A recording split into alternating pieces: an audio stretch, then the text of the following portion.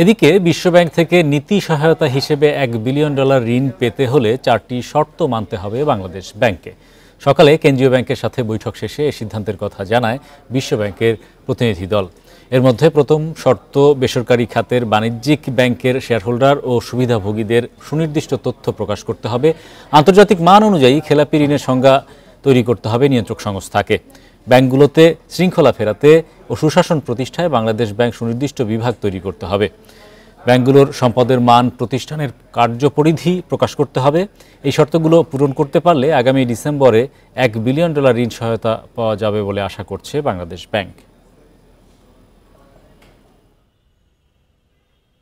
$1 billion এই ডিসেম্বরে দিবে তারা। এর বাইরে তারা 250 থেকে শুরু করে 400 মিলিয়ন, এই অ্যামাউন্টটা এখনো ঠিক হয় নাই। ওটা নিয়ে কাজ চলতেছে, যে মিশন আসছে, এর মধ্যে ওরা ইনভেস্টমেন্ট প্রজেক্ট দিবে। সেই ইনভেস্টমেন্ট প্রজেক্টের আওতায় আমাদের ক্যাপাসিটি বিল্ডিং এর বিষয়টা বিবেচনা করা হবে।